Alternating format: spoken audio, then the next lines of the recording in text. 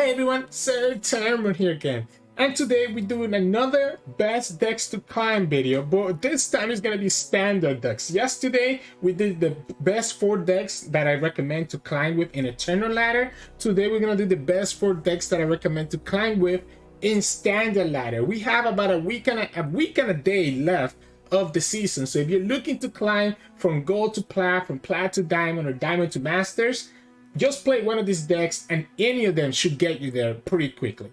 Those 4 decks today are gonna be Jhin Annie, Ekko Jinx, Fizz Samira, and Nasus Azir Bolts of Helia. So all 4 of these decks can play pretty fast games, right? Annie Jhin, Ekko Jinx, and Fizz Samira Pandemonium or Monkeys are very aggressive decks that can do really well, while Nasus Azir is a really nice kind of mid-range slash control decks that can actually deal with a lot of these aggressive decks. So any of these are good enough to take you to Masters, so any way that you want to climb. So let's jump ahead and see how they do. So we're going to showcase at least 2 games of each of the decks to kind of give you a little bit of sneak peek of how to play them. In the description I'll have videos from myself and other content creators that you can use to actually watch and learn how to play these decks more if you want to do this last minute climbing. And the beauty of it is that next season we go back to Standard Ladder, so it's very likely that all these decks should still be really good in the Standard Ladder that's coming up next week. So yeah, enjoy the games, and I think we're gonna go ahead and start with Annie Jhin first. So the very first of the decks that I recommend to climb with in Standard is gonna be Annie Jhin. This aggressive deck just never goes away. It's just there all the time, no matter what meta we're in, and for good reason.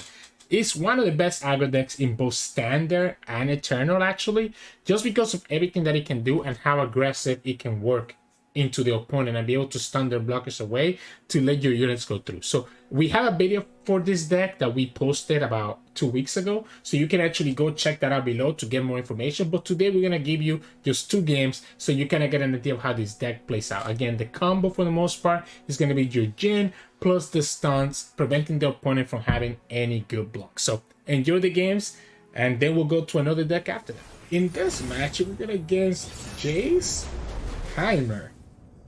Huh. Are we going against Sasuke? Man, I didn't know there were Naruto characters in Legends of Runeterra.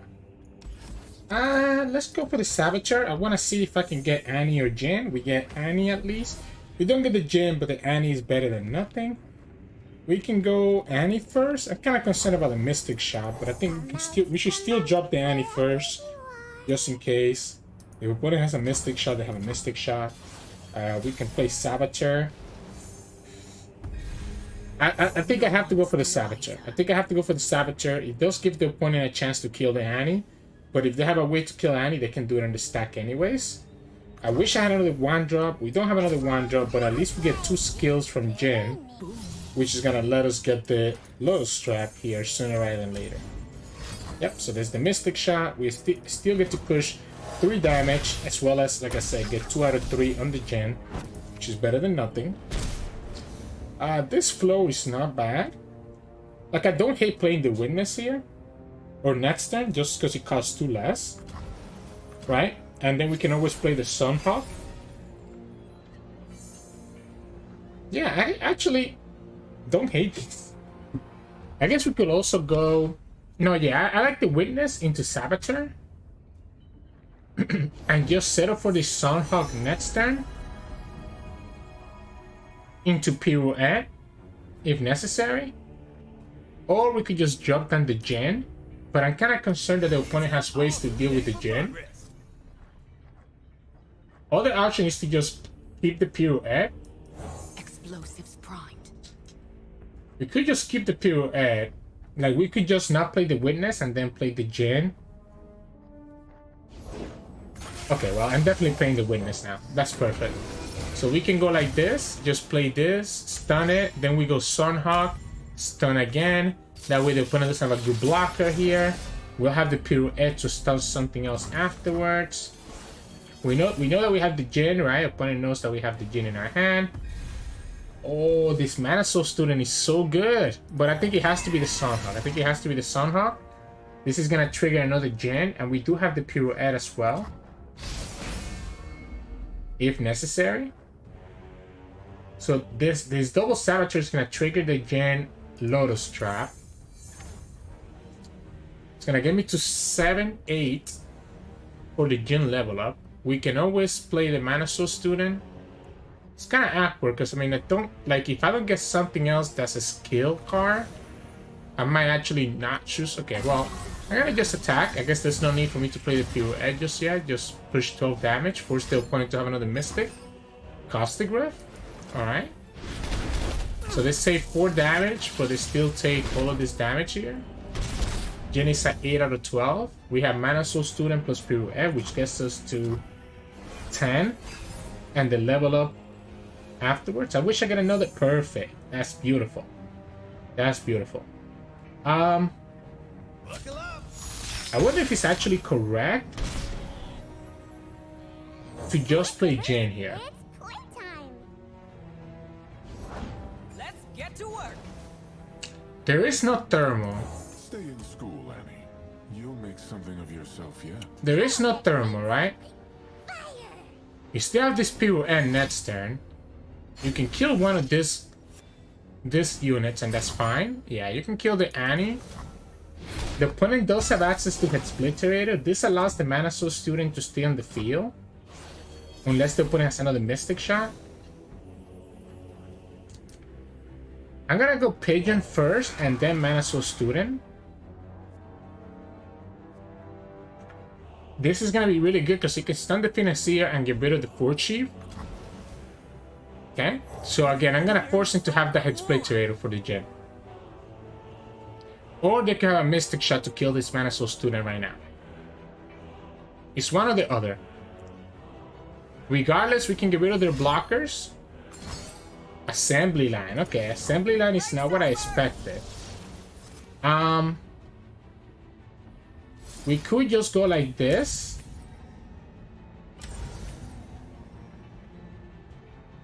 This guy's gonna die no matter what. Yeah, we can go like this. Unfortunately, the Jhin is not gonna level up until after the attack.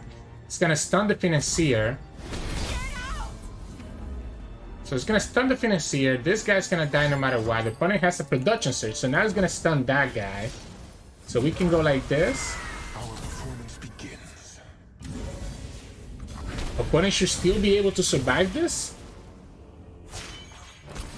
Because unfortunately the Jhin leveled up afterwards. Nice, so the Jhin leveled up afterwards, unfortunately. He will still stun and kill this and also deal 2 to the Forge Worker. Oh no, it's exact lethal. Never mind. No, it's not exact lethal. The opponent just needs to not take the body trade, yeah.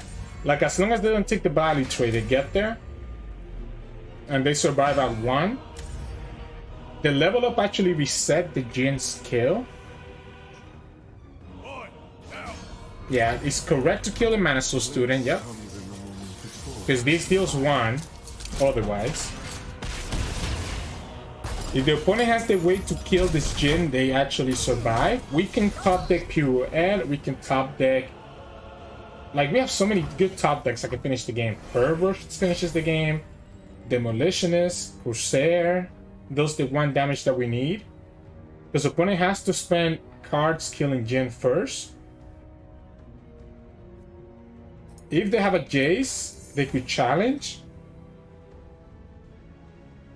Otherwise, the Jhin is just killing the next turn with the damage that it does.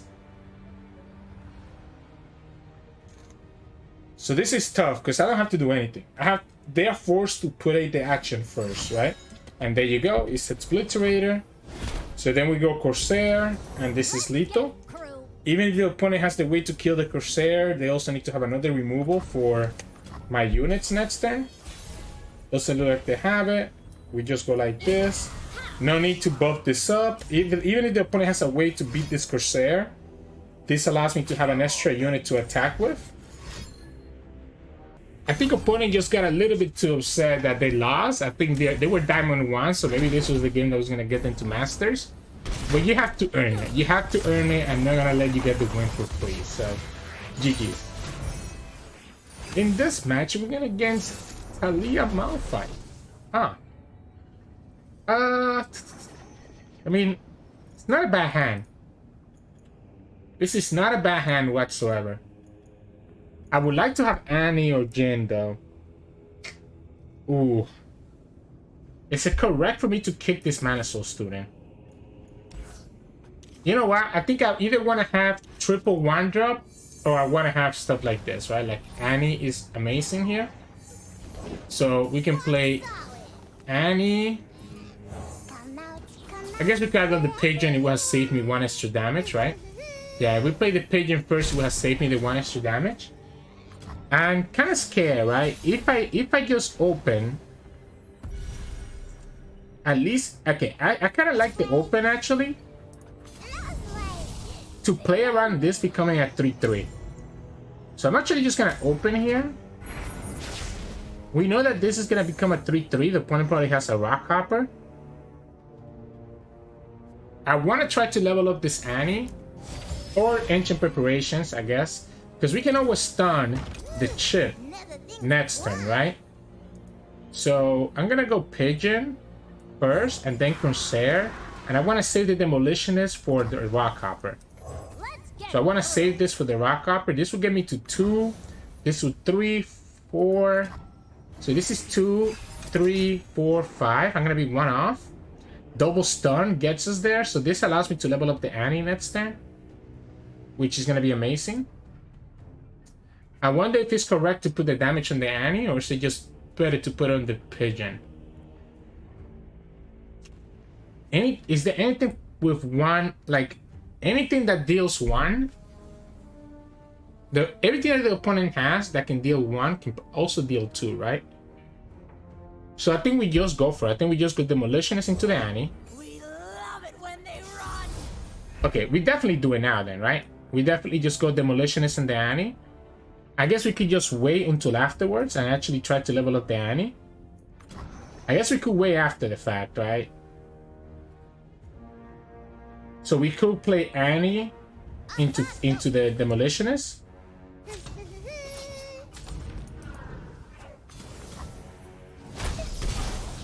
So we play second Annie. I think it is important for me to try to level up this Annie. So let's go like this. We'll go for the Sunhawk into the Stagehand, into the anything. Like what if the opponent has another 3 health unit? Really is the big thing. If the opponent has another 3 health unit, that's where I want to put the Stagehand on. We can go Sunhawk. This gets Annie to 2. This will get her to 3. This is 4. This is 5. Next, then Demolitionist levels her up. Again, I'm kind of scared of anything that has 3 health, right? Dragon's Roost, that's not enough. I guess the opponent's gonna have their Taliyah next turn.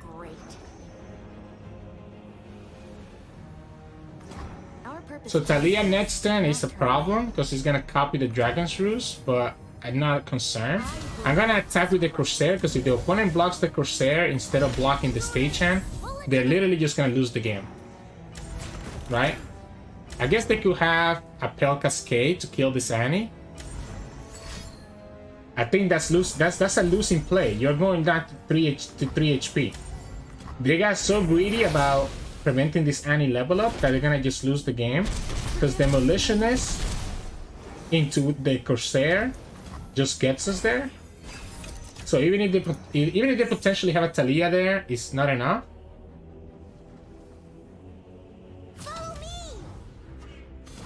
I don't even need to do anything.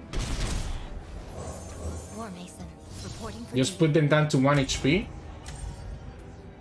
And then the Lotus Trap, the Corsair. There's like a million ways that we can finish this up.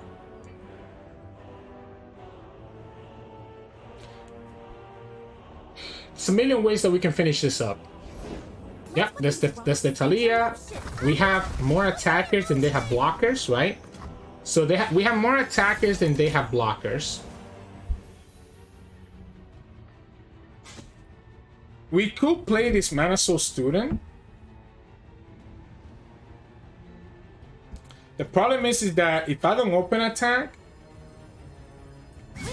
I think we always go like this. This is dealing 1, so the opponent's gonna have to have a Rider Negation for this.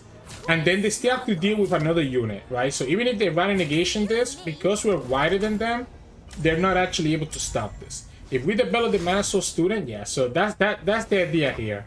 By open attacking, we have 1 more than the opponent. So they're not really able to do anything. If they had a way to kill the Corsair, that would stop the Mana Soul student from actually being developed. Sometimes people get... I mean, I guess to be fair, if we had leveled up the Annie and had the Tibber stun, opponent also loses. Because then we can just use the Tibber stuns this turn and stun their blockers and kind of do the same thing. So, GG's. Hope you enjoyed those games of Annie Jhin, which is one of the strongest decks, like I said, so it gives you a little taste how to do this. Now, the second deck that we're going to showcase today is going to be Ekko Jinx, which is still tearing up at standard as well. It's not as good in Eternal because there's a lot more ways for the opponents to deal with the Ekko or the Jinx, but in standard there's more limited amount of removal, so you're able to kind of rush opponents down. This deck is kind of like a mix of kind of like aggressive mid-range combo type of thing, because you are doing a lot of damage with your early units, especially once you get to buff them up with Voice of the Resistance, and that's usually how you're going to win most games, having your units be really big with Voice of the Resistance once you're able to level up your Ekko, your Jinx, which is really easy to do so here.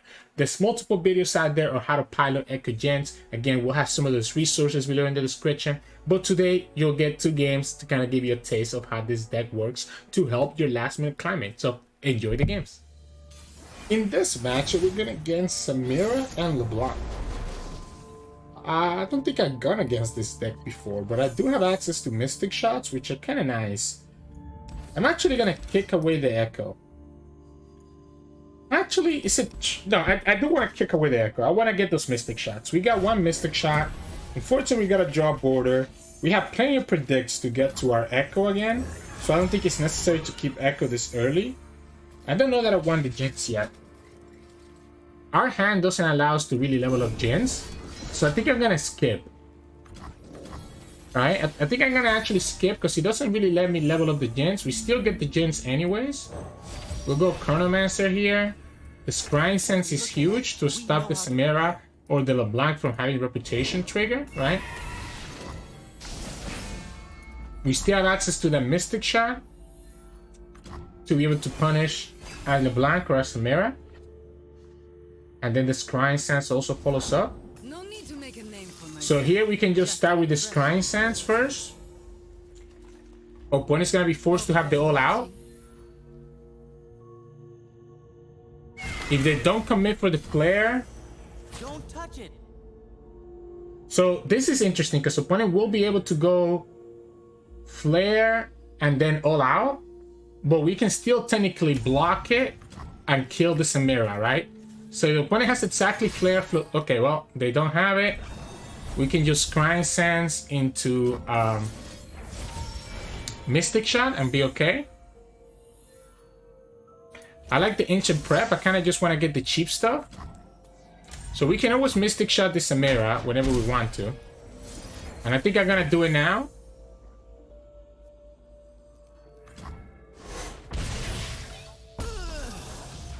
I'm kind of still not in a position where I can level up the Jinx just yet. Let's go Clockland. Let's go Ancient Prep. It's going to cost 0. I guess we could also have gone for the Forsaken Bakai. The best lies are So we can go like this. Attack for 2. We're going to take the damage from the... I guess we can Chump Block. We can Ancient Prep. This job border is kind of annoying. Feral Presence. Quicksand is huge, actually. Yeah, we can just go Quicksand. We don't need to do anything else. Quicksand lets me kill the LeBlanc. We can play the drop border, play the Ancient Prep, try to get something that will let me level up the Jinx and start getting there. Let's play this drop border just like this so that we have a good blocker for this Sunhawks. Okay. Feral Presence, right? So that lets me level up the Jinx as soon as I play her. What a treat. So we can block this, guys, knowing that we're gonna have access to...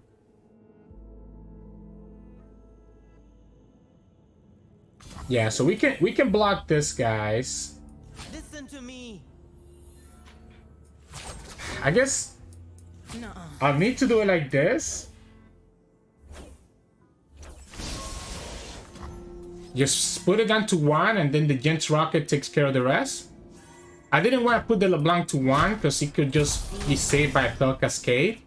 or if the opponent has access to a bloody business. The Jins can still die to a bloody business, unfortunately, but I think that's a risk I'm willing to take. Just so that I can get the rocket and have Jins leveled up to trigger our push to the resistance later, right? I hate having So now we can go presence. Level up the Jins.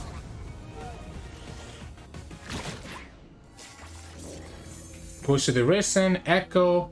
There's multiple options here that we can go for. I don't dislike the Ekko. I'm gonna go for the rocket first. If the opponent has bloody business, they're gonna have it no matter what. I want to get rid of the blocker so that I can actually attack with almost everything. So if they have bloody business, they'll have it, right? No matter what happens. Maybe we don't attack with Jins in case that we have to play around a Hush. Or what if we just pass here? I'm just passing, right? We get the Jins. Oh, not you, Siri.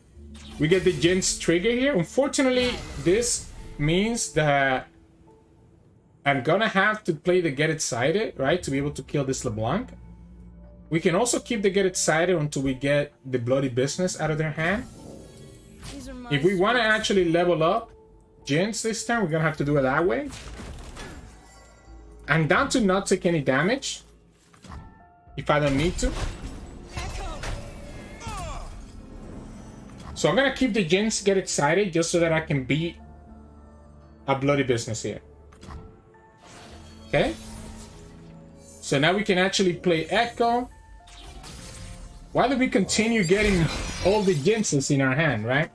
So now we can actually just play the Ekko, have access to the Mystic Shot, and be able to follow up with a Get Excited if I need to. So we can play Mystic and one of the Get Exciteds, even discarding the second Jins. And that would allow me to do what I need to do.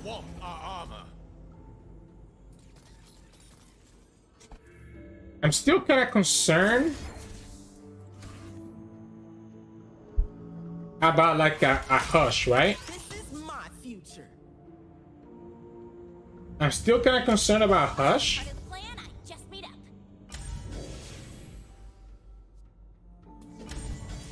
Let's go like this. We do have to Get Excited and Mystic to beat a Hush if I need to. Are you certain? Bloody Business has to be on the Sunforger. So we have the way to beat the Bloody Business. If the Jins dies, that's okay. Willing Death. Do I want to actually save this from this Willing Death? I guess we can go like this and just kill the LeBlanc at least so that she doesn't get the level up. I think I'm down to do this, right? So we can go ahead and like this and kill the LeBlanc. If the opponent plays like a bloody business here, then he does kill my Jins, but we can just replay the second Jins, right? The problem is that the LeBlanc still levels up, so the opponent still gets the rally. I am everyone. But it's what we expected, right? We figured that the opponent probably has access to bloody business. So they'll always be able to kill the Ekko because of the Willing Death. So that's the second LeBlanc that just dies. This guy doesn't matter to me. We have two more Jinses in our hand, so we can continue just playing Jins. The problem is that this card prevents me from being able to empty my hand. So we're not really getting the rockets, right? We're not getting the rockets. We can go like this now and at least be able to get Chrono Break. And I think getting the Chrono Break is correct.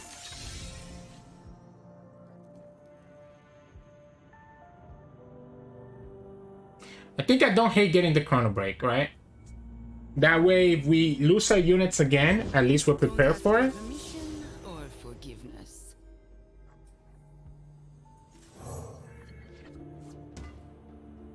I like the presence.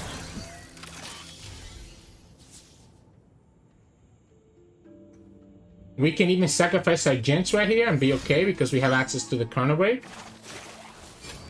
Maybe the opponent actually puts something on to be able to stop this. I'll show you how it's done.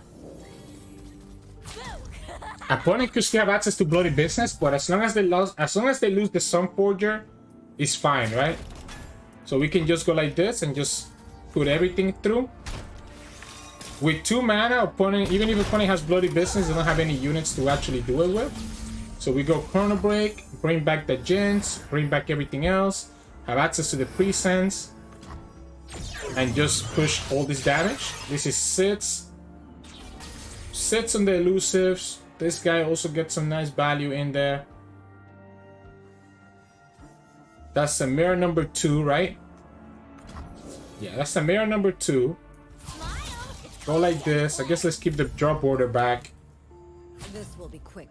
Let's see what you've got. You kind of have to block everything, right? Because if you start taking a lot of this damage, you're going to be in a bad spot.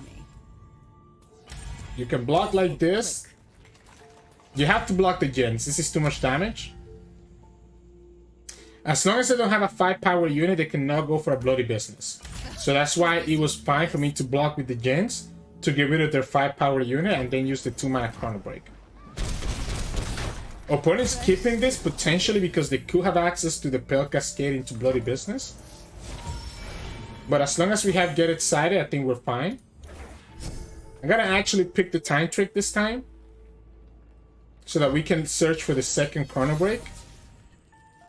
Now it's a party. So we are actually able to search for the second Chrono Break here and just open like this.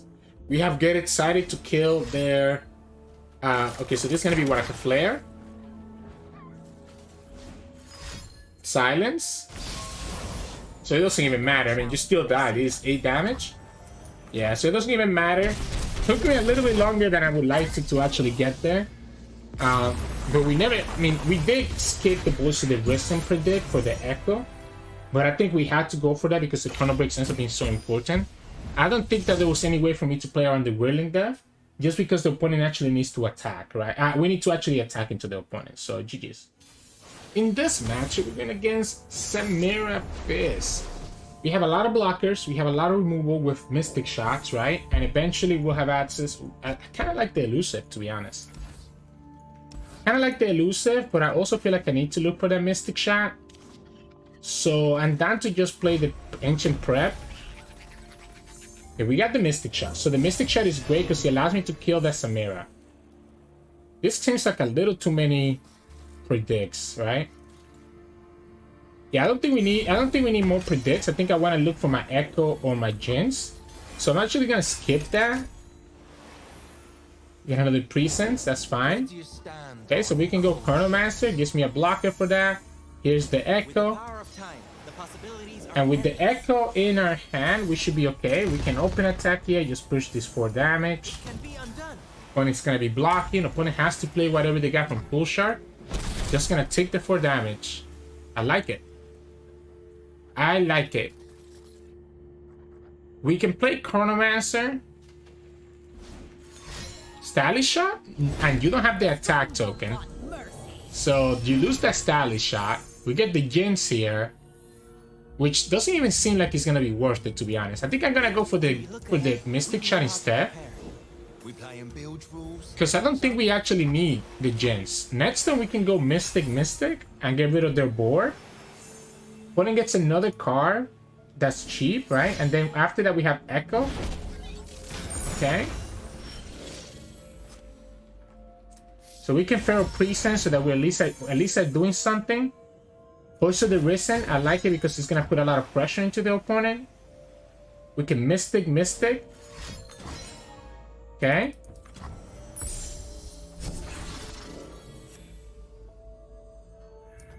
I can just pass, right? We can block, Mystic, take the 4 here, and be okay.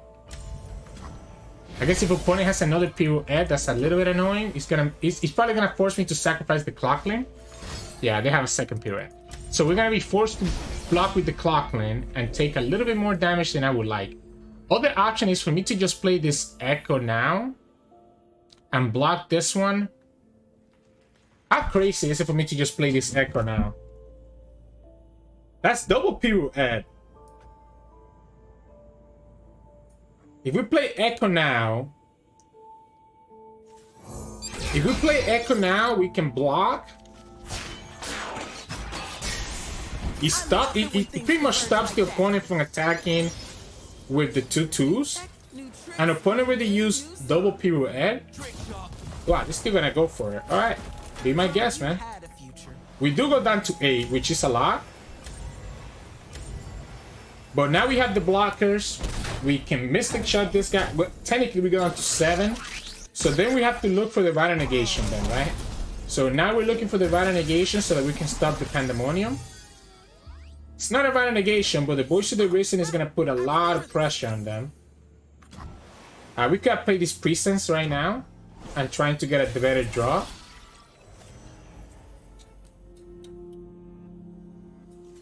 We'll just attack first. See what I've learned? Like, we could just go like this first, right? Maybe don't give them the board space yet for the Pandemonium until we get the Rider Negation. I think I want to look for the Rider Negation first before we commit to the Voice of the Risen. We don't have the Rider Negation. We do have Quicksand, which could be good. All coming back to me now.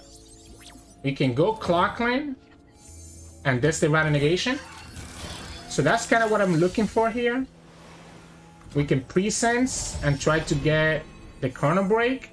We don't get the Chrono Break, we get another Clockling, which is fine. Another elusive blocker is fine. But as long as we're able to beat the... as long as we can beat the Pandemonium, it should be a good game for us. We have an elusive blocker, we have blockers for their 2/2s. This doesn't matter, I'm fine blocking here, to be honest. Let's go here. And be heard. That is true power. Remember that next turn we'll have access to Chrono Break most likely. I'm gonna open attack first. And then we're gonna have double draw for the Chrono Break. We also should have put this last, by the way. There's no reason for me not to put this last, right? So we should have put this last. Opponent didn't hit the plunders on these butchers. They only really have hit 1, 2, 3 plunder triggers. Oh no, the pirouettes, right? The pirouettes do count. So the pirouettes count, unfortunately for us. We can go Time Trick, look for that Chrono Break. We don't get the Chrono Break. I'm kind of down to go for Time Trick and look for it again. We still have access to Rider Negation plus this. We still don't get it. Let's skip. Let's go Clockland. Still don't get it. All right. I guess we're not rallying this turn. Opponent has the board now to be able to go for the Pandemonium. I'm gonna skip since the opponent decided not to do anything. Opponent was waiting for me to do the Chrono Break for them to be able to actually play the Pandemonium. Okay. We go here. Second Rider Negation. So we beat in Pandemonium, even if it's 2 of them. These are my streets.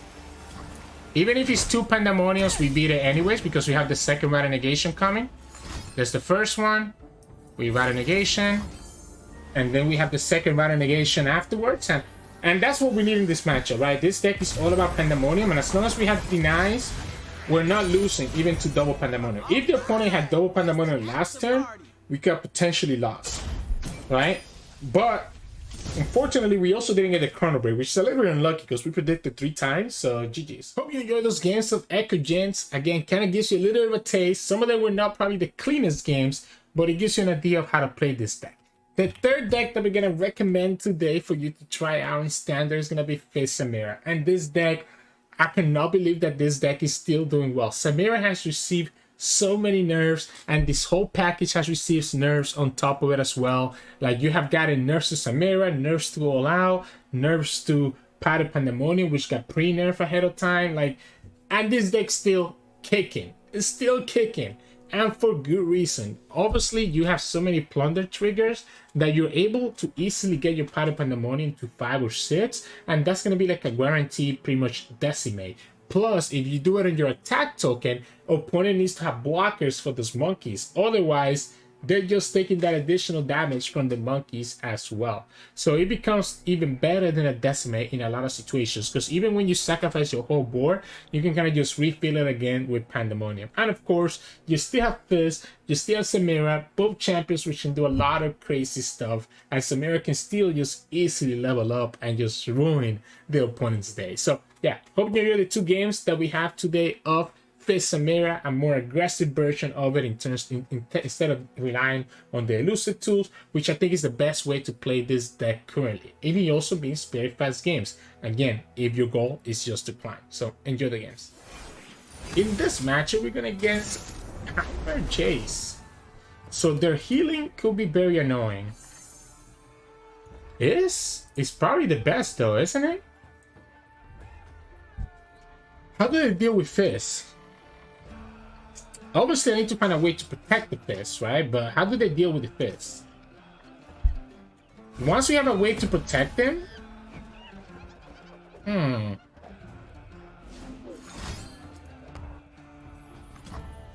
Interesting. This is risky. Like, I will be okay playing the Fizz, but I think I win this game through Fizz. So I don't think it's correct to actually play Fizz. Like, I don't know that we play the Fizz here. As weird as it sounds, we need to find a way to protect Fizz. And right now, we actually don't have that. I guess we have the bar chain. Okay, so this is what I'm looking for, right? So now we have the all out. So we're able to protect this Fizz. That's cool. We go Stylish Shot. We got Father Fury. We have a second Stylish Shot. We can go Monkey Business, which gives me blockers. Let's go all out right here. Why not? This is an additional 4 damage that I would have lost otherwise. We're gonna go Monkey Business, so we have blockers. I guess we can always play Monkey Business once we have the Inferno on the field to get that additional draw. Yeah, maybe we do it like that. Maybe we just go second Stylish Shot and just go like this. Try to get the Inferno on the field. This is going to be 6 damage that we're taking. 7 damage. But I still don't think I'm in a position where I'm losing.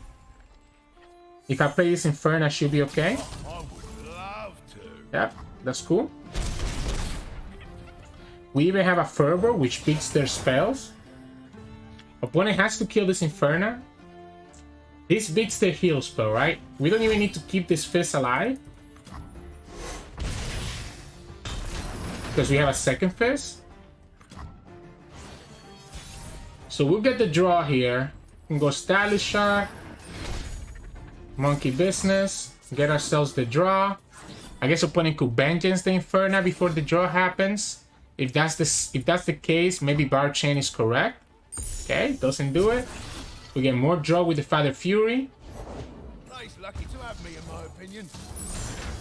Now, opponent could have the 6-cast spell here, which could be a problem. Vengeance, alright, never mind. So, we want to draw one more, right? Like, we can go here and Bar Chain and be okay. So this levels up the Fizz. The reason I'm putting the block play now is because this means that we're gonna just get that back when we go for the Bar Chain. And we can go here and just push another 4 damage. We still have access to the All Out to beat a Mystic Shot if the opponent has like a Mystic Shot for Fizz. Opponent goes down to 5. And they actually could just die to the Fervor, right? So they can actually die to the Fervor and Stylish Shots? Really? Do we let this die? I'm okay letting this die, actually.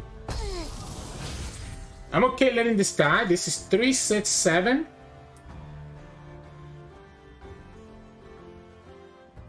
I guess we can play the Fizz and just have a blocker for the Wrench Bot. That way we only take 6. Right? Okay, opponent's gonna challenge. So they're gonna try to commit lethal, right? So this is gonna be 9. That's why, like, they're gonna have. Well, I forgot. We also have the monkey idols. So I add the monkey business. So it doesn't even matter whatever the opponent does here.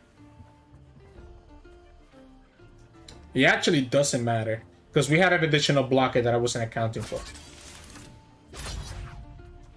So we can go block, block. That gives me a 5. So let's make sure that we get to 7 at least. We have another Fizz as well, and we can actually just play the Pandemonium straight out, which is gonna deal exactly 5 to stop to kill them. And this is the reason that you play this deck, right? Pandemonium. So we can just go here, and that's gonna get the opponent down to 0 life. And that's game. The Fizz is just too much trouble for them. Like that Fizz ended up putting so much damage into the opponent, so GG's. In this match, we're gonna against Lurk. They might be able to race us down, actually, right? Because we technically don't want to be blocking with our units if we don't have to. This hand is so tempting. This hand is so tempting. I guess, like, I think I'll keep the Pirouette. I'll keep the Pirouette and the Samira, right? I don't know that I can keep the Jagged Butcher. The Jagged Taskmaster, sorry. This allows me to stun the opponent if the opponent gets greedy and doesn't just open attack and stop their Lurk. Or it obviously allows me to stun the Rek'Sai later on, right? So here we can actually stop their Lurk, which is actually worth it if the opponent is predicting something strong right here. So I think I'm down to go for it this way. Now, opponent will have to have Rek'Sai. Exactly Rek'Sai. Like if they have a Snapjaw here, right? Let's say the opponent has a Snapjaw. Really? Interesting. Interesting. So we can just go Fizz. And just, I mean, we could go for the warning shot. I think I'm gonna just pass. I wonder if I can just level up Samira this turn. Right? If we go Flare, Monkey Business. Or actually, let's just go warning shot, Monkey Business. That's gonna be 4, 5. Sorry, that's 3, 4, 5, 6. Not only that, but we even get a free flare out of this. So we get a free flare out of this, allowing me to challenge the unit next turn. So we get the level up on the Samira, get to kill this, and attack with leveled up Fizz and level up Samira next turn. So this is just game, right? How does the opponent beat this?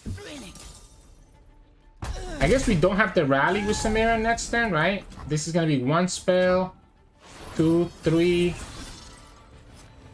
Oh well, that kind of gets it there, right? So we can challenge and also stylish shot, and we're gonna get the stylish shot back. So it kind of almost gets me there, because the stylish shot would allow me to be able to rally. Stylish shot plus flare and fervor and elixir. Actually, we can even use the Chum the Waters. So the opponent's gonna have to go for the death from below to actually be able to save this, which I respect it. I don't think it's important for us to do the fervor just yet. I think I'm just gonna play the Chum the Waters onto the Rek'Sai, because we can always just challenge that Rek'Sai afterwards. The Pike. I don't know why I said Rek'Sai. We could push an additional 3 damage here. I guess we actually have lethal, right? Wait, we actually have lethal. I missed lethal. 3, 6, 7. This would have been exactly 7. Yeah, we had lethal. I didn't see it. We had lethal. We could finish this game like that turn. I still think we win anyways, but it might be a little bit complicated. The opponent actually has a way to to keep their, like, if they have like a pike spell, like if they have another pike spell, that could be a problem. The problem is Fizz. Fizz gives them a big problem because even if they have pike, they can't kill the Fizz. So that doesn't work, right? Like you can do this, but you already lurk, so you won't get the pike spell because you already lurk. Yeah, you already lurk, so you don't get the pike spell. You just get pike back into your hand. So we can just go like this, and this is exactly pike. Yeah, this Samira, pretty good deck. Pretty good deck. I understand why they did it, but if they wanted to do that, they had to do the pike. They had to lurk. They had to send the pike back before they actually lurk. So, GG's. Yeah, what can I say? It's Samira, right? It's Samira. Just those crazy things, even after all the nerfs that he has received. Today, the very last deck that I recommend is going the opposite way of the first 3 decks that we showcase, right? The first 3 decks are very aggressive and can finish games really, really quickly. Nasus, Bolts of Helia, and I know we play one Azir here, but you know, the one Azir is just to make our Glory's Call cheaper, but really this is just Nasus, Bolts of Helia. This deck is very, very good in the standard meta. So even without Atrocity, you're able to just get a lot of value from having the bolts and then having like your Nasus coming, your Nasus get increasingly bigger by killing your units and be able to kind of freely summon him and then freely summon him again with Rekindler, which ends up being really, really nice. We also play one Terror of the Tides, which allows our fearsome units to be able to push through. We're only playing one Terror of the Tides because, as you saw in one of the games today, there's quite a bit of good hits from Glory's Call that if you're able to actually copy that Rekindler and get multiple Nasus in the fields, it ends up being pretty nice. So you actually don't care about keeping Rekindler. Like if you have the Terror in your hand, it sucks because your bolts is gonna finish at the Rekindler level, but that's fine because if you get the Glory Skull and you get to copy the Rekindler, it lets you kind of get a free Nasus in return, right? So that's kind of why I don't mind only having one 8-drop, even if it breaks our Bolts of Helia if we top deck it. But anyways, the deck is straightforward. Play your units, play bolts, and then just have a big Nasus and finish up the game. So yeah, hope you enjoy the games coming up soon. I'm not gonna have an outro for today's video, so this is gonna be it. I mean, obviously you're gonna see me narrating the games for you, but this is gonna be it for us today. So if you like today's content, make sure to like the video below and subscribe to us. We post LOR videos every single day. Enjoy the games of Nasus Bolts of Helia. In this match, we're gonna against Viego Kalista with Ionia. I guess it's a Soul Harvest, not a Soul Harvest, Splinter Soul deck, right? Is what I would guess. I don't want the Forsaken Bakai this early. Soul Harvest is interesting for Kalista, but I think I have to actually look for my bolts. I'm gonna just look for the Bolts of Helia. So I think I like the mulligan. I like the mulligan here for the bolts. We can, so hear me out. We're gonna go Ancient Prep on turn 2 instead of turn 1. So that when we play the Rock Bear Shepherd, it will still be on the field. I'm gonna pick the Vengeance so that we can deal with Viego if I need to. So the reason that it's better to play the Ancient Prep on turn 2 is because that way when you play the Rock Bear Shepherd, the Ancient Prep will trigger, allowing you to advance your Rock Bear, right? Your hibernating Rock Bear, and almost get him summoned. Now, the opponent could easily have a Haste Spike here, which is a little bit annoying. Doesn't have it, so we do get the value here. Get this down to just where we need to be. We can attack here and then just Black Spear, and I'm okay with that. Yeah, they're always going to take that block because they want the Hallow buff and they want to advance the Kalista. We get the Slay and we have to get a second Slay. We don't have the bolts, which makes it a little bit awkward. Okay, that's a huge deny. So now the Vengeance is kind of free game and I still get a 5/5, so your Kalista does nothing. So now the Vengeance is kind of free game, huh? This Glory Skull is gonna be very close to completion. If you just sacrifice your units like that, you're just making this Nasus bigger and bigger. Okay. I will block the Kalista, I guess, if I need to. Like, if I need to, I don't hate it. Because this is gonna level up Kalista, and then the opponent's gonna get access to quite a bit of things, right? Let's go like this. Let's go like this. If the opponent wants to give me the Slay, we're getting Nasus bigger and bigger. Like, I don't know if I actually care about this Kalista just yet. I think I'd rather just Vengeance the Viego when it comes down here. And I don't want to play Nasus until I have access to Deny. So we'll just pass.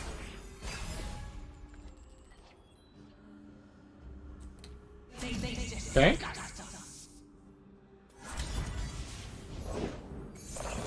All right. I'm a little bit scared of playing this Nasus here, because the opponent could have access to the 3-mana shadow spell, right? So if we go here, we're okay. Opponent doesn't do it. This counts as a Slay because he actually kills their ephemeral unit. And that's the Vengeance, as we expected. Let's go ahead and kill this guy. Just make this guy even bigger. So we expected Vengeance. That's why I didn't want to play the Nasus until we were, you know, close enough to actually get there. Bolts of Helia is pretty nice. So we can actually attack here. And just have the bolts after to bring back the Nasus. Otherwise, opponent can just take the 7 here. They might want to just look to bring back the Tarouche.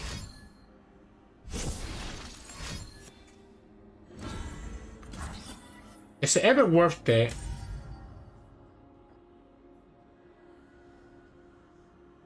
to quicksand this? I think so. I think I like this quicksand. I'm still probably gonna play, like, at least it's forcing the opponent to have something else, right? I'm still gonna play the Bolts of Helia, but this way I guarantee that I bring the Rekindler back instead of sacrificing my Azir.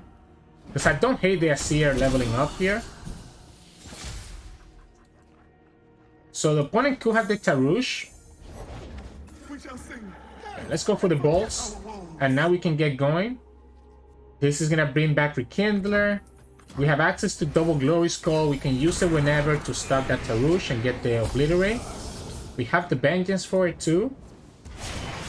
Azir gets leveled up. And it does kind of make our units a little bit stronger, you know. It's not nothing, right? We have Haste Spike. There's the Viego. Let's just drop it. Let's just drop the Vengeance before the opponent can play the equipment. Opponent could have a second Deny, but we already saw them play a Deny. They could have a Tag Out, I guess. Okay, they actually just go ahead and play the second Deny, but they can't do anything because of this Nasus. So they cannot attack with Viego because of the Nasus. Okay. Let's go for this Glory Skull here. That's pretty good. This is also very good. This is also very good, right? Because he gets me 2 more Nasuses. I mean, sorry, gets me 1 more Nasus. I don't hate this. Alright, let's just get another Nasus here. Gives me a ephemeral blocker that we can use for the host. Alright. So then these Nasuses are gonna be leveling up. At least one of them will be. This stops the fearsome blocker. We just go like this. I guess let's go like this. Make sure the Nasus actually levels up. So the opponent has to block the Nasuses with Viego. And once they block... I guess the downside here is that they can block this Nasus.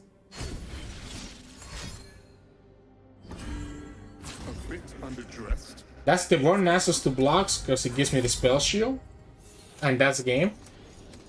They could have blocked this Nasus, but I mean, they need to do something for the other fearsomes, right? So I think we just won that game at the moment that we got the Bolts of Helia, because it just guarantees that we were going to get the Nasus back into the field, right? So GG's. In this matchup, we're going against Deep. So Soul Harvest is really good against Maokai, right? So I'm actually thinking I keep the Soul Harvest, even if I don't have the Bolts of Helia, because it just does too much against what they want to do with Maokai. Unfortunately, our hand looks really bad, right? I guess the Camelbaron Dragon is alright. It's a 4/4. No Bolts of Helia though, no Rockbeard Shepherd. Vengeance is good against Nautilus. If we get to that point. Soul Harvest is going to be a really good one against Maokai though, as we talked about. We can play this Sentry. So we can play the Sentry and at least have access to a card that we can use Haste Spike with. So that's not bad. And he also gives me the draw, right? So that's also pretty good. Guess let's just push the 2 damage. It doesn't matter, to be honest. Doesn't matter one way or the other. I would like to play Haste Spike.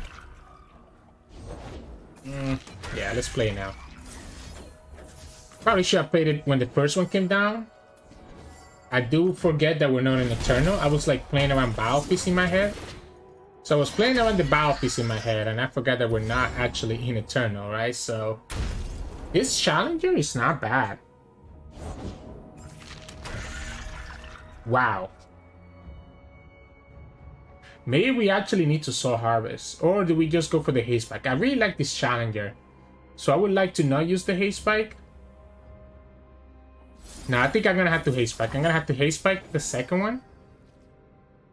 Even if we lose the Challenger. I don't want to give them the Sea Scarabs too long. And we get the Challenger right back.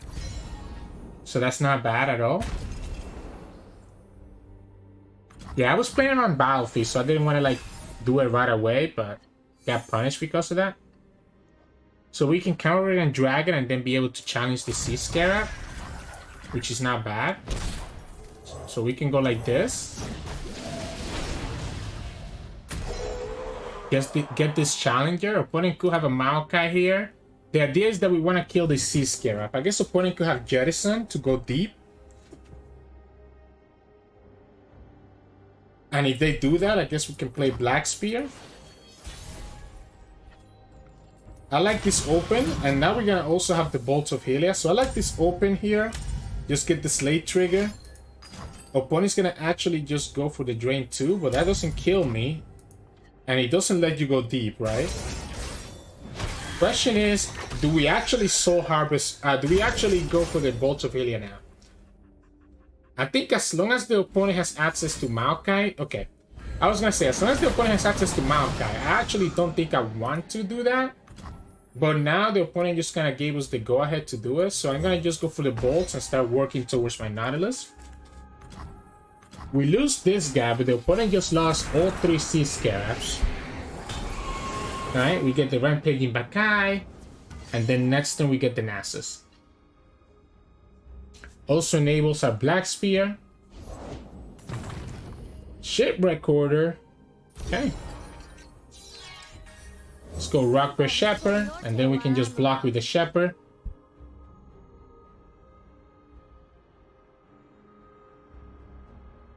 Can block with the Shepherd and then Black Spear the Shipwreck Order, right?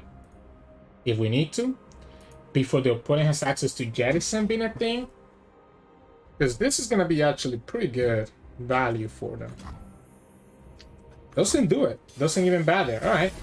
So this lets me advance the Rockbeard even faster. Now this Nasus is in a position where he could actually just die to the Shipwreck Order. So maybe that's why the opponent doesn't care. Maybe that's why the opponent doesn't care. But guess what? If this dies to the Shipwreck Order, I'm fine with that, right? Am I okay with that? We could Black Spear our own Shepherd. So let's go like this, right? So let's say that we go like this, right? Opponent goes deep. Wait, okay, never mind. We just win then? So we just win then. Opponent doesn't kill Nautilus, and now we have the spell shield on the Nautilus, on the Nasus. Right, so we have the spell shield on the Nasus. We're gonna get Rekindler here. We're okay. We can vengeance their Nautilus. So that's one Nautilus gone. Second Nautilus gets vengeance as well. How do you beat this? I'm even gonna go ahead for the Glory Core right here. I like the Crumbling Sands, right? Lets me deal with some of their pesky followers. So this brings out our Rekindler, and then the Terror of the Tides comes out next turn. We're able to vengeance a second Nautilus, or obliterate any follower that we think is going to be annoying. They have all their sea monsters already tossed or in their hand, and they still have 18 cards. What? That makes no sense. How do you have 18 cards, haven't gone deep, and have no more sea monsters? Well, 2 of those cards are here, and this is game, right? This is why this deck shines, because you just have so much control tools that the opponent actually cannot do anything. Yeah. That made no sense. Unfortunately, we do what we need to do, right? This deck is so good in standard because not only you have the inevitability of Nasus coming down, but you still get access to like Vengeance, Quietus, Soul Harvest, like Black Spear. Like you have so much Haste Spike, right? You have so much removal that is very hard for the opponent to really be able to do anything. So 700 LP, GG's.